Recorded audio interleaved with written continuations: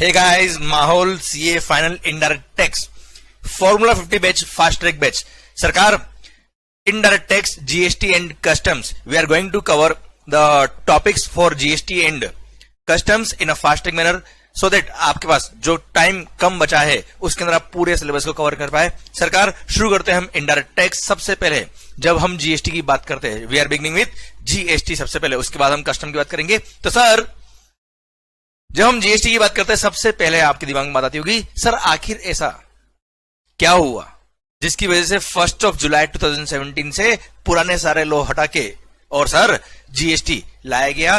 Sir आखिर ये क्या तकलीफें थी? सबसे पहले हम बात करेंगे कि आखिर जीएसटी में कौन कौन से टैक्सेस मर्ज हुए, टैक्सेस सबस्यूम्ड इन जीएसटी। सरकार, मैं आपको बता देता हूं, गवर्नमेंट का सपना 1 जुलाई 2017 ऐसा नहीं कि रात को सपना आया और सुबह जीएसटी लाया। कई सालों की मेहनत के बाद, कई सालों से सपना देखा है लोगों ने और सरकार ने कि sir service tax, excise, VAT, कई सारे इनडायरेक्ट टैक्सेस मर्ज होकर सिंगल टैक्स बन जाए, और वो कई सालों की मेहनत पूरी हुई। और सर 1 जुलाई 2017 सर सरकार जीएसटी डे के नाम से, सरकार इट्स डॉक्टर डे ऑल्सो। अगर जीएसटी समझ नहीं आए तो डॉक्टर डे तो है ही सर हमेशा। ओके, तो सर हम शुरू करते हैं बातें regarding indirect tax, regarding GST की कौन कौन से टैक्सेस सबस्यूम हुए, वहां से हम शुरू करते हैं। तो सर देखिए आपके सामने आगे टैक्सेस सबस्यूम्ड इन जीएसटी। आपको पता है गुड्स एंड सर्विसेज टैक्स में कई सारे टैक्सेस। देखो, हमारी जो गवर्नमेंट है, डुअल गवर्नमेंट बेस्ड सिस्टम है हमारे पास। सेंट्रल गवर्नमेंट भी है और स्टेट गवर्नमेंट भी है। सेंट्रल गवर्नमेंट को भी रेवेन्यू चाहिए अपने एक्सपेंसेस मीट आउट करने के लिए, अपने बजट्स को पूरा करने के लिए। सेकंड, स्टेट गवर्नमेंट को भी फंड्स चाहिए, स्टेट गवर्नमेंट को भी रेवेन्यू चाहिए सो दैट वो अपने सर टारगेट्स को पूरा कर पाए, अपने काम को कर पाए। सर अब इनके लिए टैक्सेस डिवाइड किए हुए इंडियन कॉन्स्टिट्यूशन है, भारतीय संविधान ने रेवेन्यू डिवाइड करी हुई कि ये टैक्स स्टेट गवर्नमेंट का होगा, ये टैक्स सेंट्रल गवर्नमेंट का होगा। तो उनमें से कुछ टैक्सेस जो मर्ज हो गए, जो सबस्यूम हो गए जीएसटी में, देखिए कौन कौन से है। सबसे पहली बात हम बात अगर करें तो सर सेंट्रल लेवीज कौन कौन सी सबस्यूम हुई अंडर जीएसटी। सबसे पहला central excise duty and additional excise duties, ये मर्ज हो गई। Second, service tax. अच्छा, ये टैक्सेस किस किस पे लगता था, कैसा लगता था, वो सब पढ़ने की अपनी जरूरत नहीं, बस ये नाम ध्यान रखना है कि ये टैक्सेस मर्ज हुए।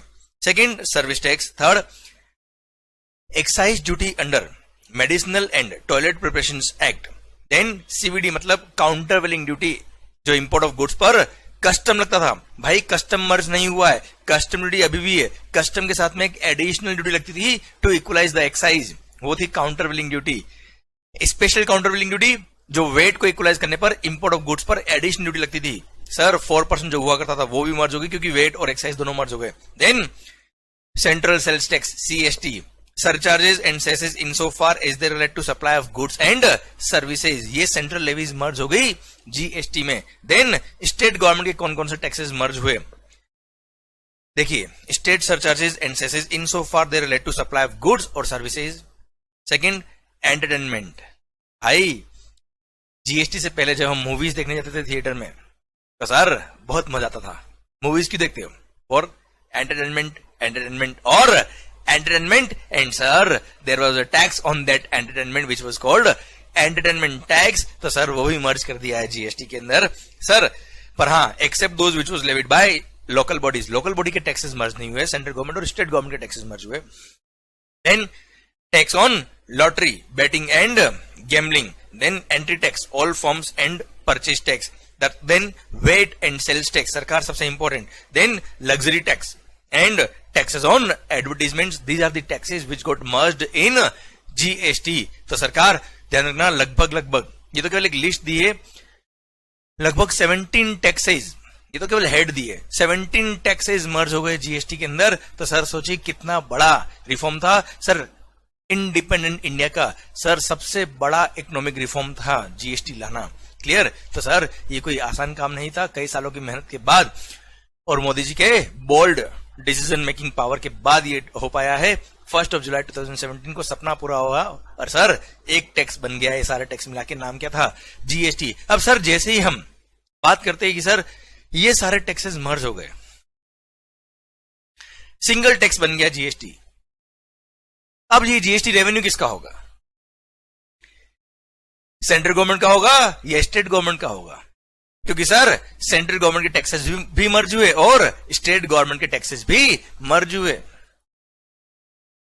इसलिए ऐसा तो नहीं कर सकते कि जीएसटी हम केवल सेंट्रल गवर्नमेंट को दे दे या स्टेट गवर्नमेंट को दे दे, नहीं साहब, इसलिए जीएसटी के अंदर बोला मिल बांट के खाएंगे, आधा तुम्हारा आधा हमारा। एंड सर 2 टैक्सेस इंट्रोड्यूस किए, CGST and SGST, central goods and services tax and state goods and services tax. CGST is the revenue of central government, SGST is the revenue of state government. समझे आप मेरी बात? अच्छा, कैसे कैसे ये मर्ज हुआ हम और धीरे धीरे बात करते हैं, पर हां सबसे पहले हम देखते हैं कि आखिर पुराने लॉज के अंदर क्या तकलीफ थी, क्या लकूना था पुराने लॉ के अंदर जिसकी वजह से जीएसटी को लेके आया सरकार। देखिए मैं एक एग्जांपल लेके आ रहा हूं आपके सामने जो मैंने आपके लिए लिखा है। चलिए बात करते हैं रिगार्डिंग दिस पॉइंट। चलिए सर पहले मैं आपको बताता हूं, इमेजिन करेंगे हम सिचुएशन जब सर्विस टैक्स, एक्साइज और वेट हुआ करता था बिफोर 1 जुलाई 2017। तो 1 जुलाई 2017 से पहले जब हिंदुस्तान में जीएसटी नहीं था तब क्या था साहब? On manufacture of goods excise levy होता था, on sale of goods VAT या सीएसटी लेवी होता था, and on services service tax levy होता था बेटा। ओके सर, ये मोटा मोटी मेजर जो टैक्सेस थे उसके बारे में बता रहा हूं, जो मेजर रेवेन्यू थी गवर्नमेंट की। I repeat, on manufacture of goods excise levy होता था, on sale of goods VAT levy होता था, and on services service tax levy हुआ करता था। Service tax and excise, central excise duty is the revenue, was the revenue of central government. VAT sales tax was the revenue of state government. अब sir एक example से समझाता हूं कि किस तरह से टैक्सेस पहले लगते थे, किस तरह से इनका क्रेडिट मिलता था एंड क्या सिस्टम ऑपरेट होता था। अच्छा ये बातें ध्यान रखना, बहुत काम की, क्योंकि इससे ही मैं लिंक कर दूंगा जीएसटी के सारे कॉन्सेप्ट। क्योंकि सर इंसान चेंज हुआ है, आत्मा वही है। मतलब सर इनडायरेक्ट टैक्स के फंडामेंटल्स जो पहले थे वो अभी भी है इनपुट टैक्स क्रेडिट चेन के। सर इंसान चेंज हुआ है, क्यों सर? क्या था पुराने लॉज के अंदर, सिंस अलग अलग गवर्नमेंट के टैक्सेस थे, अलग अलग टैक्सेस थे, तो वहां बड़ी टेंशन थी। वो लकुना धीरे धीरे आपको समझ में आएगा एंड उनको मर्ज करके सिंगल टैक्स लाए, पर आत्मा वही है। इंसान चेंज हुआ है, कपड़े चेंज हुए, पर आत्मा वही है। इसलिए आपको एक बार ये कॉन्सेप्ट समझ में आएगा तो यही कॉन्सेप्ट कंटिन्यू हो जाएगा जीएसटी के अंदर। मजा भी आएगा आपको, किस तरह से लिंक होगा जीएसटी, मजा आ जाएगा आपको। सरकार देखिए ध्यान से, इनपुट्स, हम एक एग्जांपल लेते हैं। मान लो आपने कुछ इनपुट परचेज किए, ओके सर। अब जो इनपुट आपने परचेज किए वो सपोज था 100 का, आपने परचेज किया बेटा 100 का। प्री जीएसटी रीजन की बात कर रहा हूं सर, मैन्युफैक्चरर से आपने परचेज किया, अब उसने सिंस मैन्युफैक्चर किया इसलिए वो क्या लगाएंगे, एक्साइज लगाएंगे। और मान लो एक्साइज की rate is 10%, suppose excise rate is 10%, तो सर 100 पे 10% हो गया 10 रुपी, टोटल हो गया 110 रुपी। अब सिंस वो मैन्युफैक्चर गुड्स बेच रहे हैं भाई, अब बेचने में क्या लगता है, सेल्स टैक्स, वेट। तो सर सपोज वेट की रेट थी कितनी 4% और वेट लगेगा पूरे 110 पे इंक्लूडिंग एक्साइज ऑल्सो, ओके। तो सर पूरा 110 पे लग गया, 4% कम्स टू 4.4, तो टोटल आपका बिल बन गया 114.40 का टोटल आपका परचेज प्राइस हो गया साहब। क्लियर? ये आपने इनपुट परचेज किया जिसके बिल पे एक्साइज भी लिखा हुआ है और वेट भी लिखा हुआ है। अब सर इस इनपुट को आप यूज करके आप कुछ आउटपुट गुड्स बनाने वाले हैं और उस आउटपुट गुड्स पर एक्साइज भी लेवी होगा क्योंकि आप मैन्युफैक्चर करने वाले हो, और जब बेचोगे तब वेट भी लगने वाला है। मान लेते हैं हम इस एग्जांपल के थ्रू समझने की कोशिश कर रहे हैं। Now whenever you will sell the goods, excise will also be charged and VAT will also be charged. Since आपके सेल पर एक्साइज लगने वाला है, परचेज पे आपने ऑलरेडी एक्साइज पे किया है, तो जो परचेज पे आपने एक्साइज पे किया है उसका आपको क्या मिल जाएगा, सेनवेट क्रेडिट। क्लियर? क्योंकि सर परचेज पे ऑलरेडी वो टैक्स पे किया, सेल पे वापस से वो टैक्स लग रहा है, तो गवर्नमेंट ने बोला ठीक है परचेज पे जो टैक्स पे किया उसका हम तुम्हें क्या दे देंगे, क्रेडिट अलाउ कर देंगे। तो हमने क्रेडिट अवेल कर लिया, credit was taken, credit available हो गया, CENVAT credit. Since excise was the revenue of central government, इसलिए सेंट्रल वैल्यूएडेड टैक्स सेनवेट क्रेडिट आपने अवेल कर लिया 10 रुपए का जो आपने परचेज पे टैक्स पे किया था। क्लियर? अब सिंस आपके सेल पे भी वेट लगने वाला है, परचेज पे भी वेट पे किया है, तो सर जो वेट परचेज पे आपने पे किया उसका क्या मिल जाएगा आपको, वेट क्रेडिट। आप वेट क्रेडिट अवेल कर लेंगे, ले लेंगे, वेट क्रेडिट टेकन 4.4 जो आपने पे किया उसका क्रेडिट ले लिया। ओके, अब सर आउट ऑफ 114.40 आपको 10 का सेनवेट क्रेडिट मिल गया, 4.4 का वेट क्रेडिट मिल गया, तो आपकी कॉस्ट कितनी बची भाई, 100।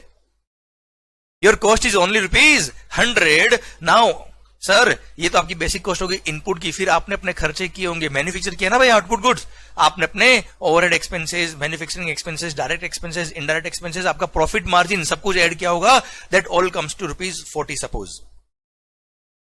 तो सर आपका सेल प्राइस आ गया कितना 140,140। ये सेल प्राइस है आपके आउटपुट गुड्स का या आउटपुट सर्विस का। अब ये हम गुड्स का एग्जांपल ले रहे हैं, आउटपुट गुड्स का।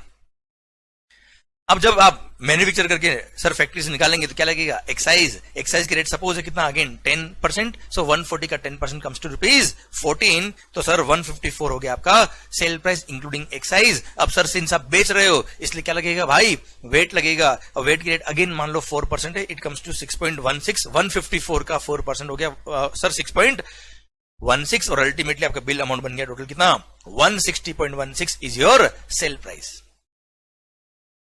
160.16 इज योर सेल प्राइस। आपने सेल इनवॉइस बना दिया पूरे 160.16 का, जिसमें एक्साइज लिखा है आपने 14, वेट लिखा है 6.16। आपने ये इनवॉइस कस्टमर को दिया होगा, कस्टमर से 160.16 ले लिया। अब सर 160.16 जो आपने लिया है उसमें से 14 क्या है, एक्साइज है, और 6.16 क्या है, वेट है। ये आपको रेस्पेक्टिव गवर्नमेंट को पे करना पड़ेगा, अपनी रेवेन्यू नहीं है भाई, ये गवर्नमेंट की रेवेन्यू है। अब सर जब आप गवर्नमेंट को ये टैक्स पे करने जाएंगे, जब आप गवर्नमेंट को ये टैक्सेस पे करने जाएंगे तब क्या होगा वो देखिएगा।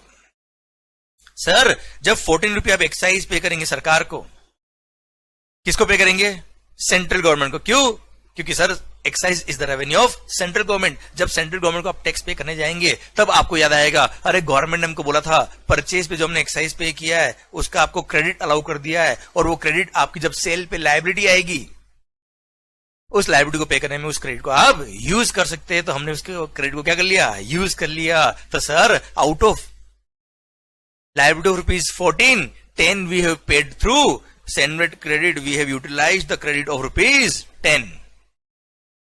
10 का हमने क्रेडिट यूटिलाइज कर लिया और बैलेंस 4 हमने पे कर दिया। तो सर एक तरह से देखा जाए तो परचेज पे आप ऑलरेडी 10 रुपये गवर्नमेंट को पे कर चुके थे। सर जब हम कस्टमर को गुड्स बेच रहे हैं तब गवर्नमेंट को 14 रुपये चाहिए था, 10 आपने ऑलरेडी पे कर दिया था, 4 आपने और पे कर दिया, टोटल गवर्नमेंट को 14 चला गया। तो सर 10 एक तरह से जो आपने एडवांस टैक्स पे किया था परचेज पर, वो क्रेडिट को आपने यूज कर लिया। इस तरह से भी आप समझ सकते हो। तो सर 14 की जो लायबिलिटी थी उसमें आपने 10 का जो क्रेडिट अवेल किया हुआ था उसको आपने यूटिलाइज कर लिया और बैलेंस 4 पे कर दिया। Clear, okay. सेम वे जब आप वेट पे करने जाएंगे 6.16 का, कस्टमर से आपने 6.16 वेट लिया, ये स्टेट गवर्नमेंट को आपको पे करना है। जब आप स्टेट गवर्नमेंट को पे करने जाएंगे तब ऑलरेडी आपने सर 4.4 रुपये वेट का क्रेडिट लिया हुआ है, ये परचेज पे आपने 4.4 रुपये वेट पे किया हुआ है। अब परचेज पे अगर आपने 4.14 टैक्स पे किया हुआ है, जिसका आपने क्रेडिट लिया था उसका आप यूटिलाइज करेंगे, तो सर 6.16 की लायबिलिटी को पे करने के लिए आपने क्या कर दिया, 4.4 का वेट क्रेडिट यूटिलाइज कर लिया, एंड वेट क्रेडिट यूटिलाइज करके रिमेनिंग अमाउंट जो था 1.76 आपने क्या कर दिया भाई, पे कर दिया स्टेट गवर्नमेंट को। क्लियर। तो sir this is how you have paid the tax. अच्छा इस तरह से सिस्टम चलता था किसका, एक्साइज का और वेट का। ओके वापस समझने की कोशिश करना। अब मेरा एक क्वेश्चन आपके लिए आ रहा है भाई। सर क्वेश्चन मेरा ये आ रहा है, चलिए क्वेश्चन मेरा आपके लिए आ रहा है भाई, क्या ये सेनवेट क्रेडिट आप एक्साइज ड्यूटी पे करने में यूज कर सकते हो क्या? हाँ जी, क्वेश्चन मेरा, can CENVAT credit be utilize to pay the liability of excise duty? Answer is yes. क्यों? सेनवेट क्रेडिट वो क्रेडिट है जो आपने सेंट्रल गवर्नमेंट को टैक्स पे किए और अगेन लायबिलिटी आप पे कर रहे हो सेंट्रल गवर्नमेंट को, उसके लिए आप यूज कर सकते हो। पर क्वेश्चन मेरा ये है नेक्स्ट, क्या सेनवेट क्रेडिट आप वेट की लायबिलिटी को पे करने में यूज कर सकते हो क्या? Can CENVAT credit be utilize to make the payment of liability of VAT? Answer is no. क्यों? क्योंकि सेनवेट क्रेडिट दिया आपने, आपको किसने, सेंट्रल गवर्नमेंट ने। आपने टैक्स पे किया था सेंट्रल गवर्नमेंट को, उन्होंने उस टैक्स का आपको क्या दे दिया, क्रेडिट दे दिया। अब जो लायबिलिटी पे करनी है वो किसको पे करनी है, स्टेट गवर्नमेंट को पे करनी है। तो सर आपने परचेज पे टैक्स पे किया सेंट्रल गवर्नमेंट को और लायबिलिटी पे करना है स्टेट गवर्नमेंट को, स्टेट गवर्नमेंट क्रेडिट देगी बेटा, क्योंकि आपने परचेज पे टैक्स पे किया सेंट्रल गवर्नमेंट को। How the state government will get the revenue of that amount? इसलिए एक्साइज का क्रेडिट जो आपने लिया, सेनवेट क्रेडिट जो आपने लिया, वो वेट की लायबिलिटी के लिए काम नहीं आएगा. Same way sir, can VAT credit be utilize to make the payment of liability of excise duty? Answer is no, क्योंकि VAT credit sir state government ने दिया है, क्योंकि स्टेट गवर्नमेंट को आपने टैक्स पे किया. क्या सेंट्रल गवर्नमेंट उसका क्रेडिट कभी देगी? आंसर इज नो, क्योंकि रेवेन्यू गया था स्टेट गवर्नमेंट को, तो क्रेडिट भी देगा कौन? State government. इसलिए वेट का क्रेडिट सेनवेट में नहीं मिलता, सेनवेट का क्रेडिट वेट में नहीं मिलता. आई थिंक बात आपको पूरी समझ में आ गई. चलिए अब बड़ा ही शानदार बात हम करने वाले हैं, बहुत ही शानदार पॉइंट हम डिस्कस करने वाले हैं. सर मेरा क्वेश्चन आपसे ये है कि आखिर ये 10 का क्रेडिट क्यों मिला? शायद आपने ये डायलॉग मेरा कई बार सुना होगा, 10 का क्रेडिट क्यों मिला. तो सर जब भी आपने मेरे बारे में कभी सुना होगा किसी भी स्टूडेंट से, तो आखिर ये 10 का क्रेडिट क्यों मिला, ये क्वेश्चन तो आपस में डिस्कस कर ही लिया होगा आपने. सर ये 10 का क्रेडिट क्यों मिला? ये सर हम इतनी देर से बात करें क्रेडिट मिला, क्रेडिट मिला, क्रेडिट मिला, क्यों मिला, इसका एग्जैक्ट लॉजिक क्या है उसके बारे में हम बात करें बच्चों. तो सर सबसे पहला पॉइंट, 10 का क्रेडिट क्यों मिला. बहुत सारे लोग सोचते हैं क्योंकि सर परचेज पे टैक्स पे किया है इसलिए क्रेडिट मिला है. आंसर सही है पर परफेक्ट नहीं है. सर मैं परफेक्शन के साथ बोलता हूं आपके लिए कि आखिर ये 10 का क्रेडिट क्यों मिला. ये फंडा अगर आपने हर जगह लगा दिया तो जिंदगी जिंगा लाला. ओके सरकार, पॉइंट पर आपसे ये है 10 का क्रेडिट क्यों मिला, क्योंकि हम 140 जब हम बेच रहे हैं गुड्स को, when we are selling the goods, When we are selling the goods, तो 140 पे पूरे पे टैक्स लग रहा है. क्लियर? पूरी सेल प्राइस ₹140 पे टैक्स लग रहा है, which includes 100 on which we have already paid the tax. और वापस से पूरे 140 इंक्लूडिंग 100 पे टैक्स लग रहा है यार. उस 140 में वो 100 भी है जिसपे हम ऑलरेडी टैक्स पे कर चुके हैं, और वापस से पूरे 140 इंक्लूडिंग 100 पे टैक्स लग रहा है. मल्टीपल टैक्स हो जाएगा उस ₹100 पर.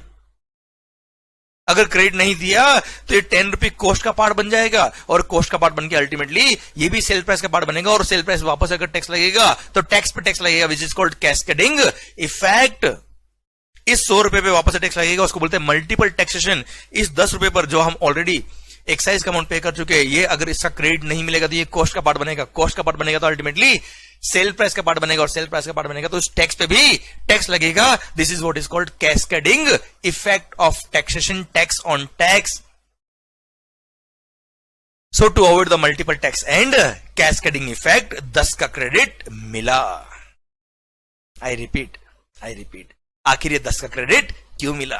क्योंकि सर टैक्स जो लग रहा है वो पूरे 140 पे लग रहा है, विच इंक्लूड्स 100. आप चीजों को याद नहीं करिए, समझिए, एक एक चीज को फील करिए, जिंदगी में मजा आएगा, आपको माहौल बनता जाएगा, and sir you will enjoy the studies. Okay sir मेरा क्वेश्चन आपसे ये, आखिर ये 10 का क्रेडिट क्यों मिला? क्योंकि सर टैक्स जो लग रहा है वो पूरे 140 पे लग रहा है, which includes 100 on which we have already paid the tax, और वापस से पूरे 140 इंक्लूडिंग 100 पर टैक्स लग रहा है. So to avoid the multiple tax and cascading effect, 10 का क्रेडिट मिला. माहौल सरकार अब आंखें बंद. यस सर आप वीडियो क्लास में बैठे हो, इसका मतलब ये नहीं कि मैं आपसे बात नहीं कर रहा हूं, आप मेरे को सुन रहे हो, आप और मैं. आप ध्यान रखिए बेटा, ये वीडियो क्लास चल रही है, पर फिर भी आपको और मेरे को ये सोचना है, आप मेरे सामने बैठे हो और हम सर दोनों साथ में बैठ के पढ़ाई कर रहे हैं, मैं आपको पढ़ा रहा हूं. That's it. भूल जाइए दुनिया को, पूरा ध्यान इधर. माहौल बनना चाहिए. सर ध्यान देना, ये वीडियो क्लास में जो भी स्टूडेंट्स पढ़ाई कर रहे हैं, बच्चों आपसे मेरा एक रिक्वेस्ट है, आप पूरी दुनियादारी छोड़ दीजिए. देखो वीडियो क्लास में जब हम बैठते हैं तो पूरे कंफर्ट के साथ बैठते हैं, पर हाँ मैं आपसे ये रिक्वेस्ट करूंगा, अगर आप पढ़ाई करें तो बिल्कुल आप सिंसियरली पढ़ाई करिए, डिसिप्लिन अपना रखिए, अच्छा से पढ़ाई का पोस्चर अच्छे से बैठ के, और फिर आप पढ़ाई करिए, और पूरा ध्यान इधर. और हाँ सर अगर आपके हाथ में मोबाइल है, अगर आप मोबाइल से वीडियो देख रहे हो तो बात अलग है, अदरवाइज सर आप लैपटॉप से वीडियो देख रहे हो और मोबाइल साथ में चला रखा है, आपने व्हाट्सएप देख रहे हो, सोशल मीडिया देख रहे हो, प्लीज इसको दूर रख दीजिए, कंप्लीट साइलेंट मोड पर रख दीजिए, कंप्लीट दूर, मतलब बिल्कुल साइलेंट, वाइब्रेशन मोड भी नहीं होना चाहिए. और हाँ स्क्रीन भी बिल्कुल, मोबाइल उल्टा रख दीजिए, मैं तो कह रहा हूँ अलमीरा में रख दो, दूर रख दो सर, मोबाइल दिखे ही नहीं, जब तक लेक्चर चल रहा है तब तक मोबाइल दिखे ही नहीं, मजा आ जाएगा देखना, मेरी गारंटी है सर. अगर आपने ये बात मान ली, देखना कितना इफेक्टिव आपका पढ़ाई होता है. केवल इनडायरेक्ट टैक्स की बात नहीं कर रहा हूं मैं, कोई भी सब्जेक्ट आप पढ़ो ऐसे ही पढ़ा करे। सर अब ध्यान इधर, आंखें बंद। सर अब हम फील करेंगे आखिर ये 10 का क्रेडिट क्यों मिला। तो सर आखिर ये 10 का क्रेडिट क्यों मिला वो हम बात कर रहे हैं। सरकार आंखें बंद। टैक्स जो लग रहा है वो पूरे 140 पे लग रहा है। जस्ट इमेजिन टैक्स जो लग रहा है वो पूरे 140 पे लग रहा है, which includes 100 on which we have already paid the tax. और वापस से पूरे 140 इंक्लूडिंग 100 पे टैक्स लग रहा है भाई। मल्टीपल टैक्स हो जाएगा, कैस्केडिंग इफेक्ट हो जाएगा। So to avoid the multiple tax and cascading effect 10 का क्रेडिट मिला। ओम शांति शांति। सरकार आंखें खोल सकते हो, देखो ध्यान से। सर 10 का क्रेडिट मिल गया आपको। ओके, अब मेरा क्वेश्चन आपसे वापस आता है कि सर दिल थाम के सुनिएगा क्वेश्चन को, आखिर ये 4.4 का वेट क्रेडिट क्यों मिला। क्वेश्चन क्या है सर अब मेरा क्वेश्चन क्या है, 4.4 का वेट क्रेडिट क्यों मिला। बहुत सारे लोग बोलेंगे sir same is the answer. अरे भाई सेम आंसर होगा पर आपको बोलना है विथ फिगर्स। देखिए ध्यान से, टैक्स जो लग रहा है वो पूरे, अब वेट क्रेडिट की बात करें 4.4 की, टैक्स जो लग रहा है वो पूरे 154 पे लग रहा है। टैक्स जो लग रहा है वो पूरे 154 पे लग रहा है, विच इंक्लूड्स 110 जिसपे हम ऑलरेडी वेट पे कर चुके हैं। और वापस से पूरे 154 इंक्लूडिंग 110 पे वेट लग रहा है। So to avoid the multiple tax and cascading effect VAT का क्रेडिट मिला। 4.4 का माहौल। सरकार आई होप बात समझ में आई आपको मेरी। तो आपने अगर नोटिस किया हो तो कॉन्सेप्ट्स आर एब्सोल्युटली सेम। भले वो सेन वेट हो या वेट हो, कॉन्सेप्ट इज एब्सोल्युटली सेम। चलिए सर अगला क्वेश्चन मेरा आ रहा है आपके लिए कि अगर मेरी सेल पर, दिल थाम के सुनिएगा बच्चों बात, अगर मेरी सेल पर कोई वेट नहीं लगता, चलिए VAT exempted, no VAT is chargeable on my sales, you tell me purchase पे वेट पे किया है, सेल पे वेट नहीं है, क्या मेरे को परचेज पे जो वेट पे किया है 4.4, क्या उसका क्रेडिट मिलना चाहिए। Answer is no. देखो मैं बोल रहा हूं इसलिए याद मत करना, आप बुक्स में लिखा है इसलिए याद मत करना, आपका दिल क्या कहता है। आप मुझे बताओ आखिर सर 10 का क्रेडिट क्यों मिला। क्योंकि आपके 140 पे टैक्स लग रहा है। अगर आपके 140 पे टैक्स लगे ही नहीं, अगर आपकी सेल पे टैक्स एग्जेम्प्ट है, टैक्स लगता ही नहीं है भाई, तो क्या कोई मल्टीपल टैक्स होगा, क्या कोई कैस्केडिंग इफेक्ट होगा, नहीं ना, तो क्रेडिट भी नहीं मिलना चाहिए। तो सर ध्यान रखना, परचेज पे टैक्स पे किया है इसलिए क्रेडिट मिलता है। Answer is no.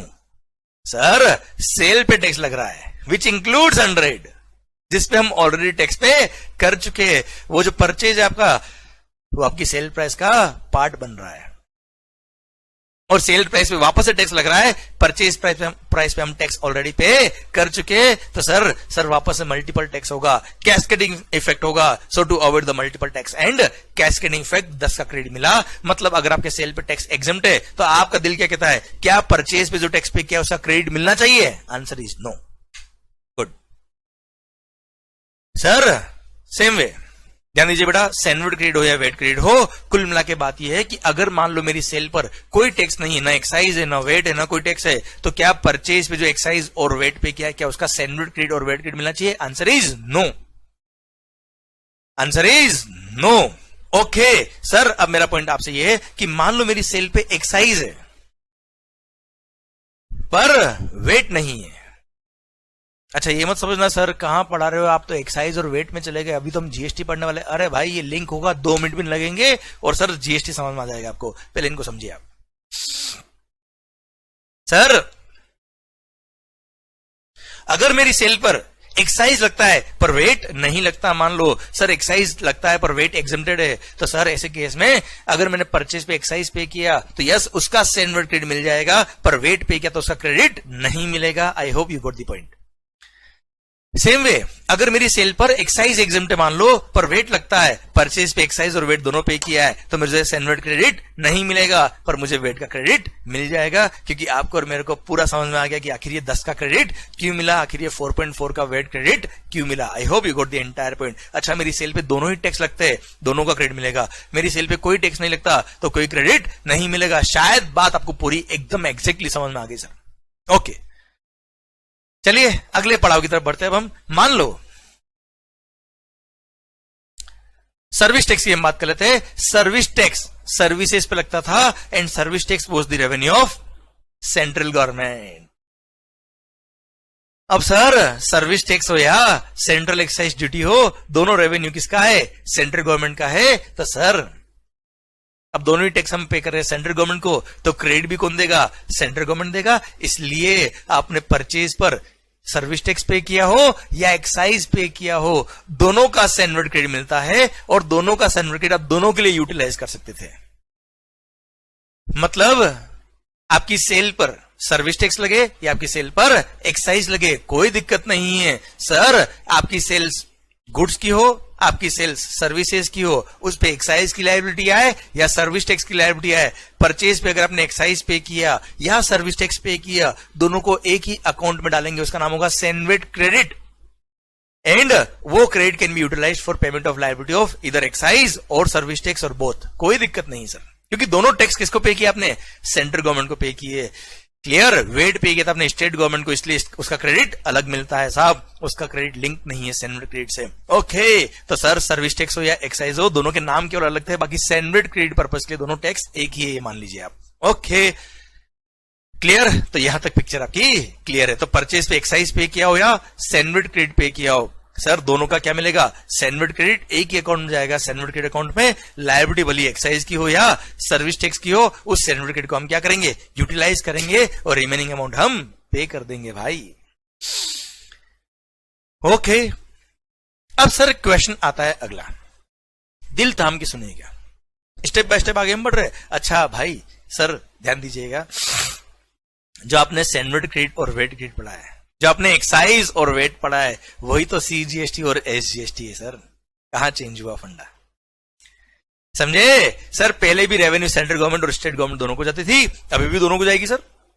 जो सेंट्रल गवर्नमेंट के टैक्सेस थे सर उनको भी मर्ज किया, स्टेट गवर्नमेंट के टैक्सेस थे उनको भी मर्ज किया, इसलिए जीएसटी में दो टैक्स लगा है, सीजीएसटी और एसजीएसटी। तो सर जो हम देख रहे हैं यहां पर, सर सीजीएसटी और एसजीएसटी हो जाएगा एक तरह से, समझ लीजिए आप। अच्छा, सीजीएसटी किसको पे किया होगा? सेंट्रल गवर्नमेंट को। एसजीएसटी किसको पे किया होगा? स्टेट गवर्नमेंट को। सेंट्रल गवर्नमेंट का क्रेडिट सेंट्रल गवर्नमेंट देगी, स्टेट गवर्नमेंट का क्रेडिट स्टेट गवर्नमेंट देगी, इसलिए सीजीएसटी का क्रेडिट कभी भी एसजीएसटी में काम नहीं आता और एसजीएसटी का क्रेडिट कभी भी सीजीएसटी में काम नहीं आता। क्लियर? समझे मेरी बात? इसलिए फंडामेंटल सुनिए, सीजीएसटी एसजीएसटी, अगर जीएसटी से मैं इतना अच्छा सा लिंक कर दूंगा मजा आ जाएगा आपको सर। ओके सर, चलिए अब मैं बात करता हूं प्री जीएसटी रिजिम में ये क्रेडिट का सिस्टम आपको समझ में आ गया। अब मैं अगली स्टेप की तरफ बढ़ता हूं कि आखिर ये क्रेडिट जो मिलता था उसमें तकलीफ तो आपको यहां दिख नहीं रही है, तो सर क्या तकलीफ थी जिसकी वजह से जीएसटी इतना डेस्परेटली रिक्वायर्ड था हिंदुस्तान के अंदर? तो सुनिए, हम प्री जीएसटी रिजिम की एक सिचुएशन को इमेजिन करते हैं, मजा आएगा जिंदगी में। सर सबसे पहली बात, if you are a manufacturer, 3 sector है भाई, manufacturing sector, trading sector and service sector.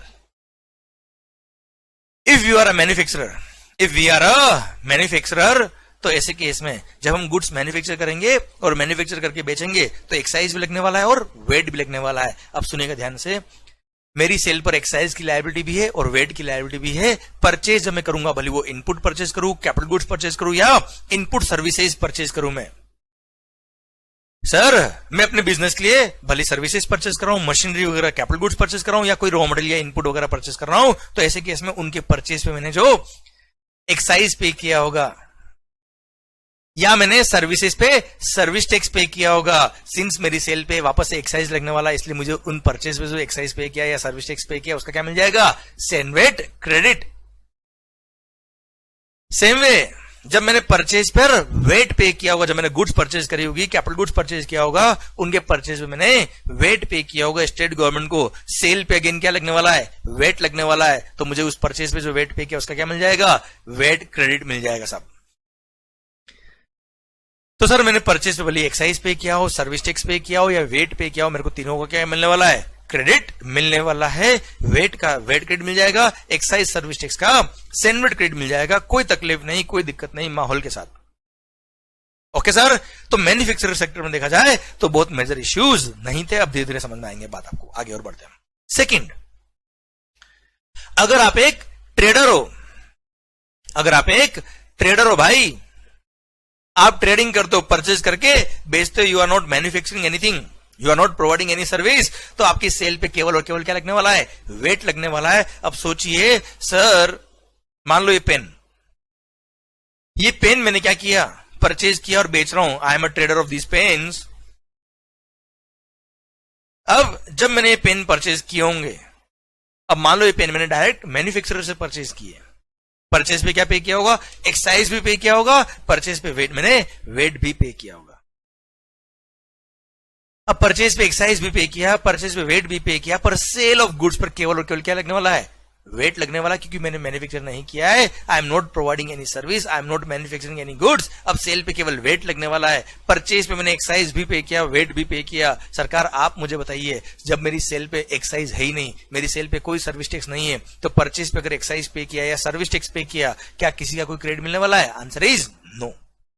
हाँ, उन गुड्स के परचेज पे जो वेट पे किया उसका मुझे वेट क्रेडिट मिल जाएगा, उसमें कोई डाउट नहीं है, उसमें कोई दिक्कत नहीं है। परचेज पे वेट पे किया, उसका वेट क्रेडिट मिल जाएगा। सेल पे वेट की लायबिलिटी उसके लिए यूज कर लूंगा, दैट्स इट। पर मेजर पार्ट इज परचेज पे जो एक्साइज पे किया वो पूरा मेरी कॉस्ट का पार्ट बनने वाला है। सोचो आई एम अ ट्रेडर, मैंने मार्केटिंग सर्विसेज ली आपसे। अरे जमाना है डिजिटल मार्केटिंग का, एडवर्टीजमेंट्स का। सर मैंने मार्केटिंग सर्विसेज ली आपसे, मैंने एडवर्टीजमेंट करवाया आपसे, मैंने कंसल्टेंसी ली आपसे, सर मैंने ऑडिट कराया आपसे, मैंने अकाउंटिंग कराई आपसे। इन सब के परचेज, इन सब सर्विसेज में मैंने क्या पे किया होगा? डेफिनेटली सर्विस टैक्स पे किया होगा। अब मैंने परचेज ऑफ सर्विसेज पे क्या पे किया भाई? सर्विस टैक्स पे किया। सर अब सर्विस टैक्स जो पे किया है, ये पे किया सेंट्रल गवर्नमेंट को, मेरी सेल पे लायबिलिटी आई किसकी? वेट की। सर मुझे उस सर्विस टैक्स का 1 रुपए का भी क्रेडिट नहीं मिलने वाला। समझे आप? तो सर ये जो ट्रेडर है, इसने जो भी टैक्स पे किया सेंट्रल गवर्नमेंट को, वो तो हमेशा इसके दिल में दुखेंगे कि सर इतना सारे टैक्सेस पे किए और 1 रुपए का भी क्रेडिट नहीं मिल रहा। वो उसकी अल्टीमेटली कॉस्ट का पार्ट बन जाता था। इसलिए नॉर्मली ट्रेडर क्या करता था, जब कंसल्टेंसी का बिल लेता था, तब सर्विस सप्लायर को क्या बोलेगा? भाई भले तुम्हारा बिल 10 लाख का है, पर एक काम करना, बिल 2 लाख का ही बनाना, बाकी 8 लाख में कैश में दे दूंगा, 2 नंबर में दे दूंगा आपको मैं। बिल कम का बनाना। क्यों? क्योंकि अगर 10 लाख का बिल बनाएंगे पूरा और उस पे पूरे पे लग जाएगा सर्विस टैक्स, तो पूरा उसकी कॉस्ट का पार्ट बनने वाला है। 1 रुपए का भी क्रेडिट नहीं मिलेगा उस परचेज पे जो सर्विस टैक्स पे किया उसका। पर अगर उसने 2 लाख का ही बिल लिया, तो 2 लाख पे जो सर्विस टैक्स पे किया उतना ही उसका लॉस हुआ, बाकी 8 लाख के सर्विस टैक्स का उसका लॉस बच गया। तो सर इस तरह से अंडर बिलिंग के लिए वो हमेशा मोटिवेट करता था सप्लायर को। क्लियर? ये दुख थे, क्योंकि उसको कोई क्रेडिट नहीं मिलने वाला, सीधा उसकी कॉस्ट का पार्ट बनने वाला है। सर थर्ड सेक्टर आप देखिए। अच्छा एक और बात, वेट के अंदर ट्रेडिंग के केस में सर ट्रेडर्स को जो गुड्स उन्होंने परचेज करके बेचा है, उनके परचेज पे जो वेट पे किया उसी का क्रेडिट मिलता था। कई सारे स्टेट गवर्नमेंट ने तो सर कैपिटल गुड्स पे जो वेट पे किया होता उसका क्रेडिट अलाउ भी नहीं किया होता। कुछ ने अलाउ किया था 50% फर्स्ट ईयर में, 50% नेक्स्ट ईयर में, मतलब तकलीफें थी। समझे आप? अच्छा आपने अगर इंटरस्टेट परचेज किया है, इंटरस्टेट सेल पे लगता था क्या? सीएसटी। सर इंटरस्टेट दूसरे स्टेट से अगर परचेज करके ले आया आप, उस पर सीएसटी पे किया, सीएसटी का कोई क्रेडिट नहीं मिलता था, किसी को भी नहीं मिलता था। मतलब आपने इंटरस्टेट परचेज कर लिया तो जितना आपने सीएसटी पे किया वो पूरी आपकी कॉस्ट का ही पार्ट है। इतना बड़ा दुख था पहले वाले लोगों के अंदर। और देखिए आप, इसलिए सर दूसरे स्टेट से परचेज करने में लोग सोचते थे कि हम परचेज करें कि नहीं करें इंटरस्टेट। सर और थर्ड सेक्टर देखिए, service sector. Suppose I am a service provider, suppose क्या भाई मैं आई am a service provider, sir I am providing coaching services, commercial training और कोचिंग सर्विसेज प्रोवाइड कर रहा हूं। अब मेरी सर्विसेज पे क्या लगता है भाई? Service tax. अब ये सर्विसेज प्रोवाइड करने के लिए मैंने लैपटॉप परचेज किया, मैंने आईपैड परचेज किया, मैंने सर कंप्यूटर परचेज किया, कैमरा परचेज किया, सर स्टूडियो लाइट्स परचेज करी, बहुत सारी चीजें परचेज करी। अब इनके परचेज में मैंने क्या पे किया? एक्साइज पे किया। इनके परचेज में मैंने क्या पे किया? वेट पे किया। मेरी सर्विस पे क्या लग रहा है? सर्विस टैक्स लग रहा है। अब जो एक्साइज पे किया उसका मेरे को क्या मिल जाएगा? सेनवेट क्रेडिट मिल जाएगा, पर जो वेट पे किया उसका कोई क्रेडिट नहीं मिलेगा। क्यों? क्योंकि मेरी सेल पे क्या लग रहा है, केवल और केवल सर्विस टैक्स, मेरी सेल ऑफ सर्विसेज पर कोई वेट नहीं लगता। तो सर मुझे सेनवेट क्रेडिट मिल जाएगा पर वेट क्रेडिट नहीं मिलेगा। हाँ, मैंने आपसे एडवर्टाइजमेंट सर्विसेज ली, मार्केटिंग सर्विसेज ली, कुछ अदर इनपुट सर्विसेज ली, उन पे जो सर्विस टैक्स पे किया उनका भी क्रेडिट मिल जाएगा, पर सर्विसेज पर वेट नहीं लगता। इसलिए परचेज पे अगर वेट पे किया तो कोई क्रेडिट नहीं मिलने वाला। ओके, तो सर हमको लैपटॉप का क्रेडिट मिल जाएगा, कंप्यूटर का क्रेडिट मिल जाएगा, आईपैड का क्रेडिट मिल जाएगा, जो भी कैपिटल गुड्स हम परचेज कर रहे हैं उन सबका क्रेडिट मिल जाएगा। पर परचेज बिल पे क्या होना चाहिए, एक्साइज लिखा हुआ होना चाहिए। वेट का क्रेडिट नहीं मिलता पर एक्साइज का क्रेडिट मिलता है, पर एक्साइज लिखा होना चाहिए बिल पे। अब आप मुझे बताओ एक्साइज का क्रेडिट मिलेगा कब, अगर परचेज बिल पे एक्साइज लिखा होगा तब। अब परचेज बिल पे एक्साइज कौन लिख सकता, जो एक्साइज पे करता। एक्साइज कौन पे करता, मैन्युफैक्चरर पे करता। मतलब अगर मेरे को एक आईपैड का क्रेडिट लेना है तो यह आईपैड में परचेज करूंगा मैन्युफैक्चरर से या इंपोर्टर से। इंपोर्टर पे एडिशनल कस्टम ड्यूटी लगती थी जो एक्साइज के बराबर होती थी, 31 सीवीडी जिसको बोलते थे। तो सर मेरे को कैमरा का क्रेडिट लेना है, मेरे को कंप्यूटर का क्रेडिट लेना है, I should buy directly from the manufacturer. अब आप सोचिए, I am located in Mumbai Andheri, ये कैनन कैमरा जो है वो कैनन का है। अब आप मुझे बताओ, ये कैनन का कैमरा, इसका अगर मुझे क्रेडिट लेना है तो आई should by this directly from the manufacturer. अब आपको पता है कैनन का कैमरा मैन्युफैक्चर कहां होता है, मेरे को भी नहीं पता। चलो बेंगलुरु में परचेज होता है। अब बेंगलुरु में अगर परचेज होता है या गुरुग्राम में परचेज होता है, क्या आपको लगता है कि वो एक कैमरा लेने के लिए मैं फैक्ट्री जाऊंगा, मैन्युफैक्चरर के पास जाऊंगा और सर सोचो मैं वहां चला भी गया, क्या वो एक कैमरा बेचने के लिए बैठा है क्या? वो मैन्युफैक्चरर है यार। मैंने उसको बोला एक कैमरा भेजना, उसने बोला एक ट्रक भर के कैमरा भेजो। मैंने कहा एक ट्रक भर के नहीं भाई, एक कैमरा। बोला बाहर निकल चल। मतलब गवर्नमेंट बोलती है कि यस मंगल सर्विस सप्लायर्स को सेनवेट क्रेडिट मिल जाएगा एक्साइज का, पर परचेज बिल पे एक्साइज लिखा होगा तो क्रेडिट मिलेगा ना। अब आप सोचिए ऑपरेशनली कितना दिक्कत था। परचेज बिल पे एक्साइज कौन लिख सकता है, मैन्युफैक्चरर। मतलब मेरे को डायरेक्टली मैन्युफैक्चरर से परचेज करना होगा। अब क्या मैं मैन्युफैक्चरर से परचेज करने जाऊंगा? सोचिए आप, practically not possible, very rarely it is possible. अब तो सोचिए आप, मेरे को एक कैमरा परचेज करना है, लैपटॉप परचेज करना है, सर म्यूजिक सिस्टम परचेज करना है, साउंड सिस्टम परचेज करना है, माइक परचेज करना है, किससे परचेज करूंगा? सर मेरे क्लासेस के पास में, मेरे ऑफिस के पास में जो नियर बाय शोरूम होगा, कोई दुकान होगी, वहां से मैं परचेज करूंगा। सर कोई मैन्युफैक्चरर के पास जाऊंगा नहीं मैं। अब सर जिस शोरूम से मैंने परचेज किया, जिस दुकान से मैंने परचेज किया, वो एक ट्रेडर है, और ट्रेडर बिल पे क्या लगाएगा, वेट लगाएगा, और वेट का कोई क्रेडिट मेरे को मिलता नहीं। आई am a service supplier, service tax लगता है मेरी सर्विसेज पर, परचेज पे लिख के आया क्या, वेट का क्रेडिट मिलता नहीं। हाँ, क्रेडिट मिलता किसका है, एक्साइज का, वो बिल पे लिखा नहीं। मतलब जो चाहिए वो है नहीं, जो है वो चाहिए नहीं। Don't link it with the life, okay. जिंदगी से लिंक मत करा सर। हाँ सर, दिल की बात कह दी सर, हमको जिंदगी में जो चाहिए वो है नहीं सर, और जो है वो चाहिए नहीं। ओए ओए, मेरे को देख के ऐसे मत बोलो सर। मेरा पॉइंट आपसे ये है कि जिंदगी ऐसी थी पहले प्री जीएसटी रिजिम में कि सर सर्विस सप्लायर, मैं खुद की बात कर रहा हूं सर, पिछले 12 सालों से पढ़ रहा हूं और सर सबको पढ़ रहा हूं 10 का क्रेडिट क्यों मिला, 10 का क्रेडिट क्यों मिला, पर प्रैक्टिकली मेरे को खुद को भी क्रेडिट नहीं मिल पा रहा था। क्यों? क्योंकि bill pay, purchase bill pay excise लिखा होना चाहिए, वो होता नहीं था। बिल पे होता था वेट, जिसका क्रेडिट मेरे को मिलना नहीं था। तो सर सोचिए आप, अब सर्विस सप्लायर का दिल कितना दुखेगा। वो हमेशा जो गुड्स परचेज करेगा, सप्लायर को क्या बोलेगा, बिल मत ले भाई, टैक्स माफ कर दे, मेरे को बिल नहीं चाहिए, चल कैश में पेमेंट कर देता हूं। हाँ है ना सर। इस वजह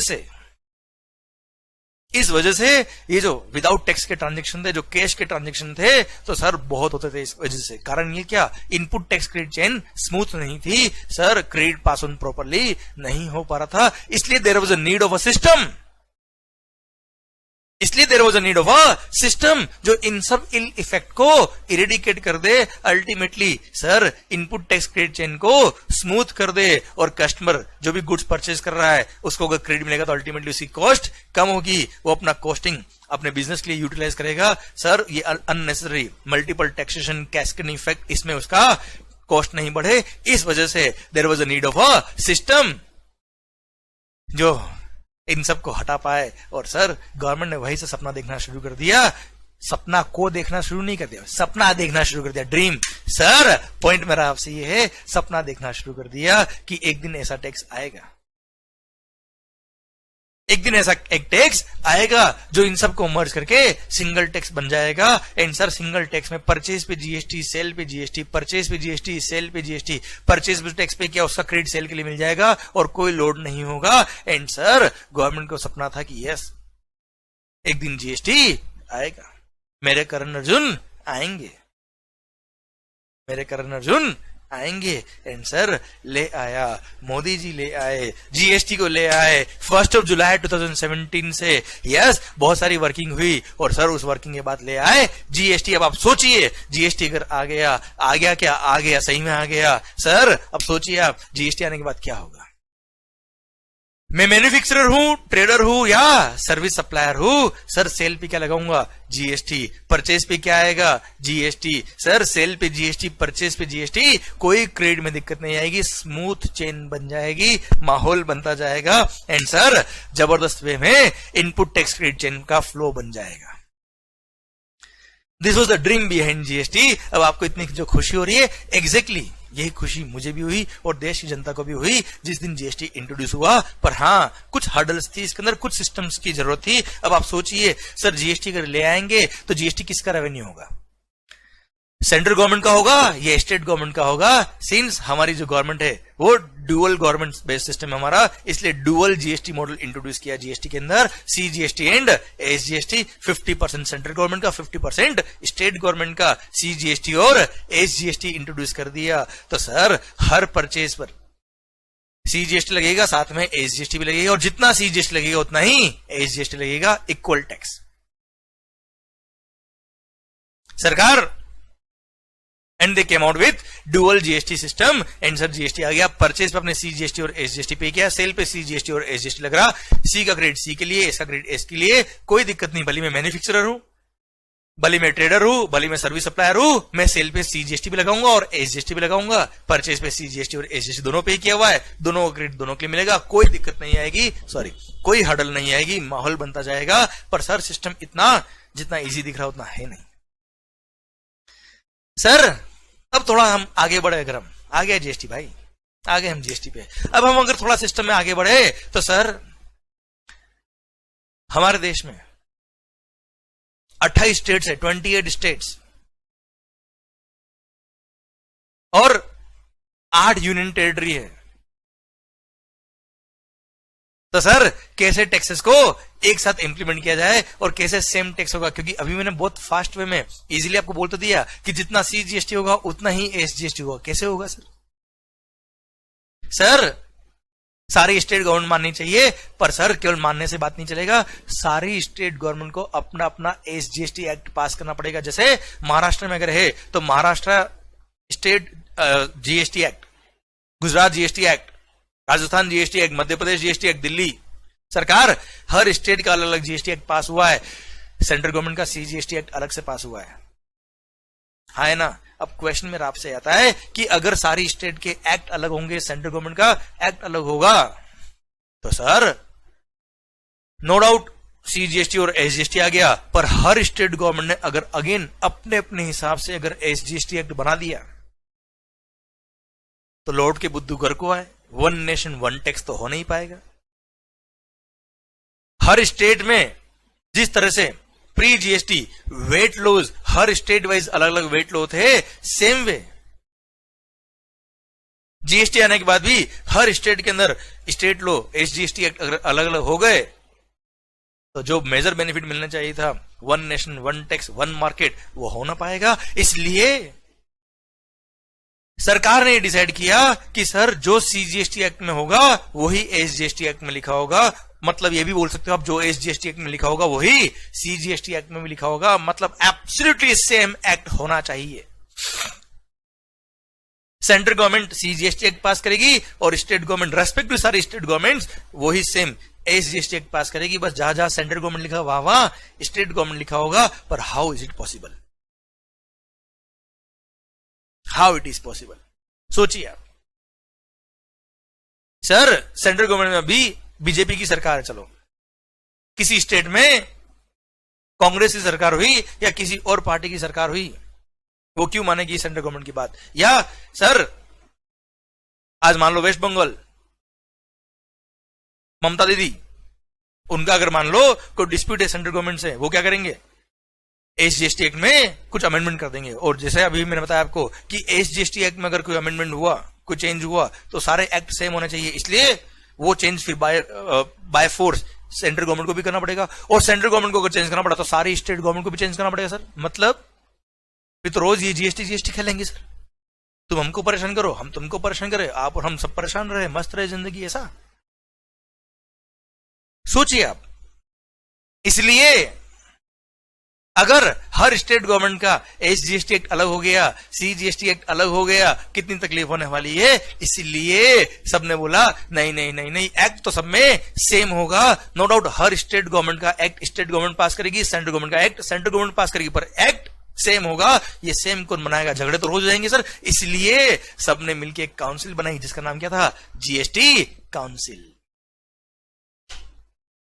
जिसके लिए आप सुनते होंगे कि जीएसटी काउंसिल की मीटिंग में ये डिसीजन हुए। तो जीएसटी काउंसिल क्या है? It's the representation of all the state governments and central government.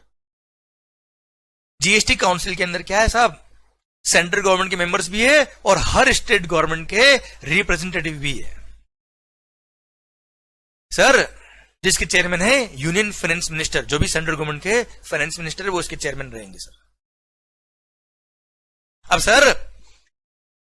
Sir सारी सेंट्रल गवर्नमेंट, सारी स्टेट गवर्नमेंट्स और सेंट्रल गवर्नमेंट ने मिलकर एक काउंसिल बनाई जिसका नाम क्या रखा? GST council. अब ये जीएसटी काउंसिल क्या करने वाली है? सर जीएसटी काउंसिल अगर पूरे जीएसटी एक्ट में कोई भी चेंज करना है तो पहले काउंसिल उसको अप्रूव करेगी।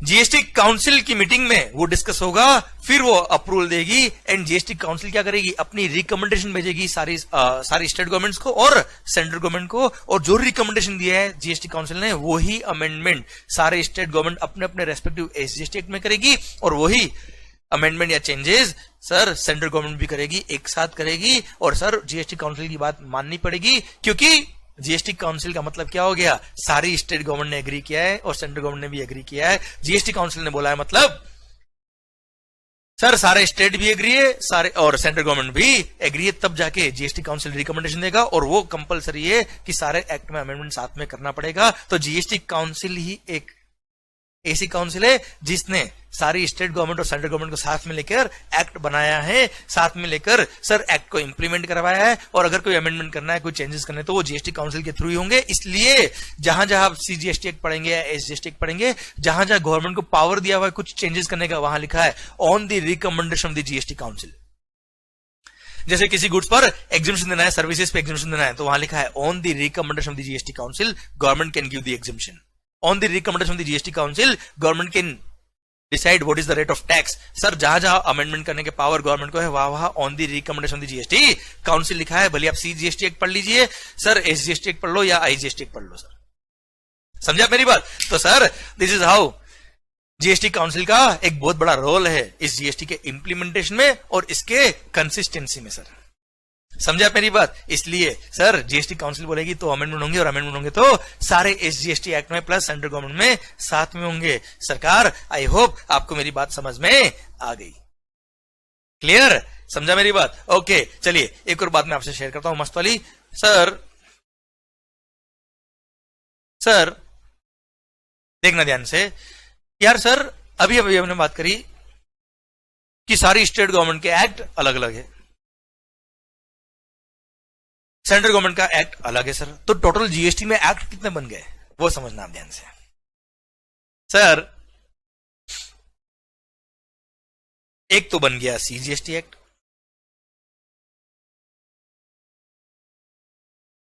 ओके साहब, हमारे हिंदुस्तान में 28 स्टेट्स है,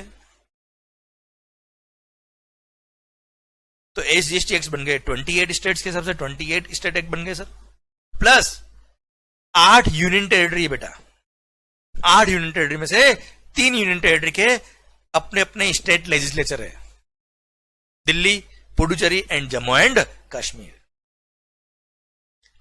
सर 8 यूनियन टेरिटरी में से 3 union territory Delhi, Jammu and Kashmir and Puducherry, इन तीनों का अपना अपना स्टेट लेजिस्लेचर है। आपने सुना होगा दिल्ली आम आदमी पार्टी सरकार, जम्मू एंड कश्मीर अलग से गवर्नमेंट है। तो sir Delhi, Puducherry and Jammu and Kashmir ये तीनों का अपना अपना स्टेट लेजिस्लेचर है, इसलिए इन तीनों का अपना अपना एसजीएसटी एक्ट भी अलग से है, इसलिए टोटल 31 एसजीएसटी एक्ट बन गए सर। कितने? 31 एसजीएसटी एक्ट्स। अब remaining 5 union territory plus other territory जो भी इंडिया की है, उन सब के लिए एक यूटी जीएसटी एक्ट भी बनाया गया, क्योंकि यूनियन टेरिटरी में भी तो लगेगा जीएसटी सर, तो उसके लिए सर एक यूटी जीएसटी एक्ट बनाया गया जो रिमेनिंग यूनियन टेरिटरीज में इंप्लीमेंट होगा सब। क्लियर? अब सर अगला क्वेश्चन जो आता है बड़ा ही शानदार क्वेश्चन है, ध्यान से समझिएगा तो आपको 2 बातें और समझ में आएगी। अब सर मान लो एक सिचुएशन इमेजिन करते हैं तो मजा आएगा आपको। अभी तक तो मैंने जो बात बताई वो शायद आपको समझ में आ गई। अब थोड़ा सा एक स्टेप आगे बढ़ते हैं हम सर। मान लो मैं हूं महाराष्ट्र में, आप है महाराष्ट्र में। जय महाराष्ट्र, जय हिंदुस्तान।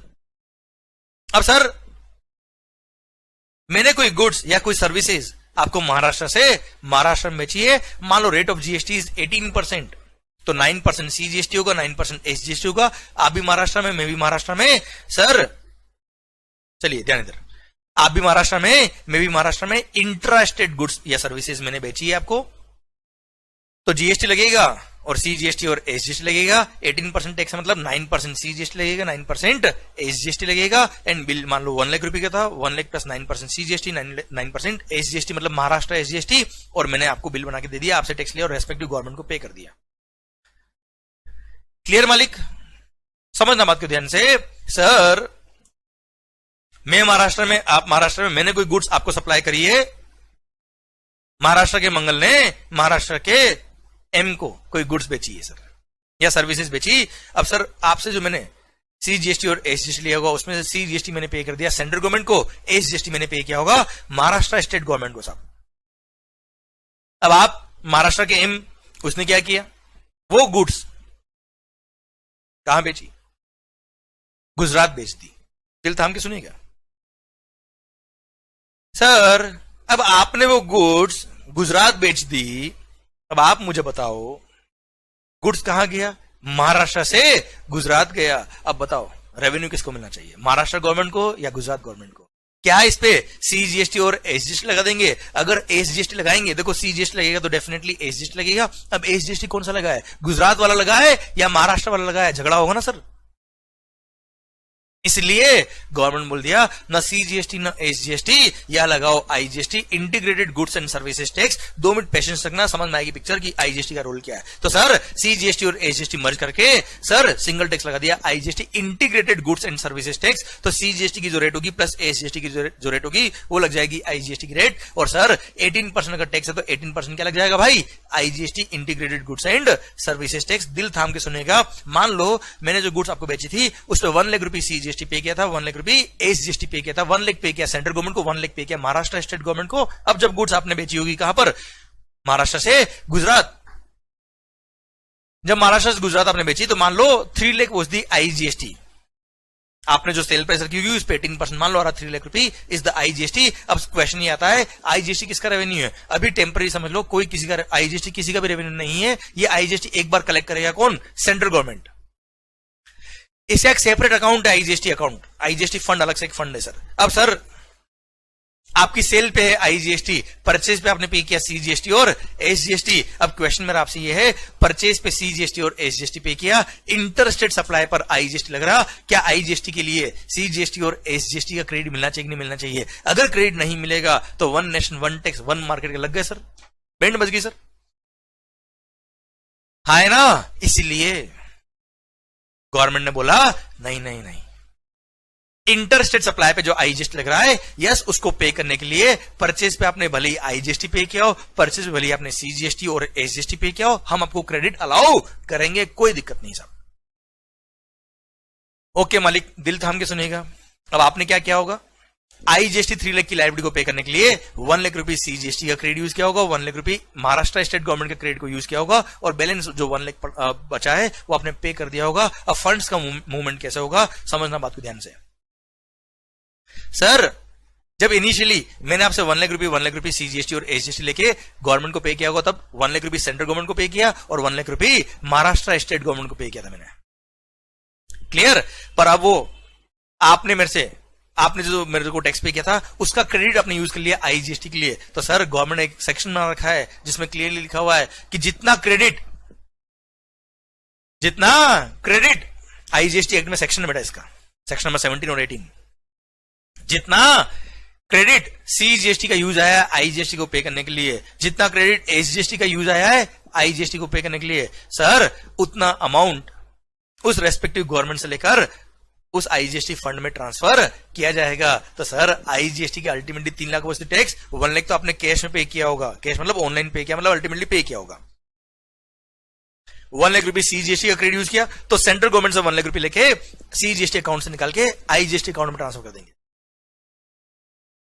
सर, स्टेट गवर्नमेंट का 1 लाख रुपए, महाराष्ट्र स्टेट गवर्नमेंट का 1 लाख रुपए क्रेडिट काम आया किसके लिए, आईजीएसटी की लायबिलिटी को पे करने के लिए। तो 1 लाख रुपए महाराष्ट्र स्टेट गवर्नमेंट को बोलेंगे, ओ भाई 1 लाख रुपए आपको आया था ना, वापस दो, और वो ट्रांसफर करेंगे फंड किसमें, आईजीएसटी अकाउंट में। तो आईजीएसटी अकाउंट में 3 लाख रुपए आ गए बेटा, 3 lakh rupees have been deposited in IGST account. Now, what is the amount in the CGST account and SGST account? 0.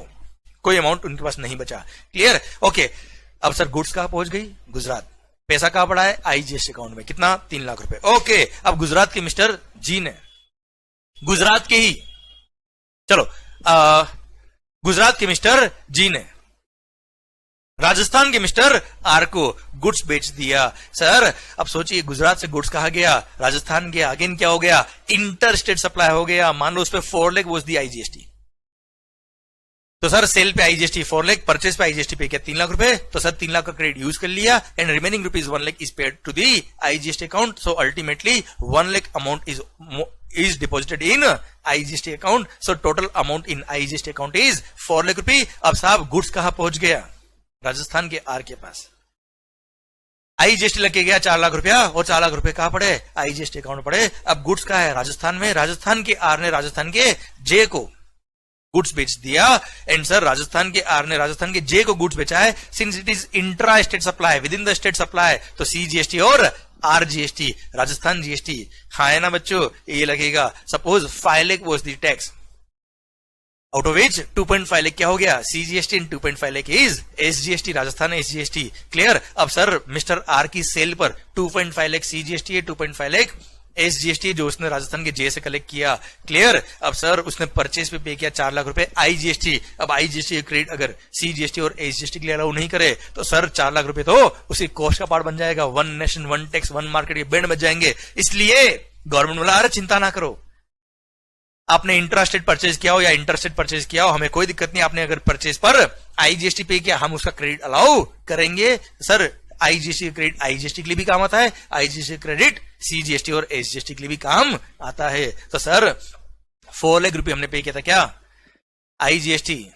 अब लायबिलिटी किसका, सीजीएसटी और एसजीएसटी का, कोई दिक्कत नहीं सर। सर 2 लाख रुपए आपने पे किया था क्या, सॉरी 4 लाख रुपए पे किया था आपने आईजीएसटी, 2.5 लाख सीजीएसटी की लायबिलिटी, 2.5 लाख एसजीएसटी की लायबिलिटी है। आप चाहे तो 2 लाख रुपए सीजीएसटी में क्रेडिट यूज कर लीजिए आईजीएसटी का, और 2 लाख रुपए एसजीएसटी में यूज कर लो, कोई फर्क नहीं पड़ रहा। 2 लाख यूज किया, रिमेनिंग 50,000 आपकी लायबिलिटी बच गई सीजीएसटी और एसजीएसटी रेस्पेक्टिवली। आपने 50,000 रुपए गवर्नमेंट को कैश जमा करा दिया, सेंट्रल गवर्नमेंट को 50,000 और state government Rajasthan state government को 50,000।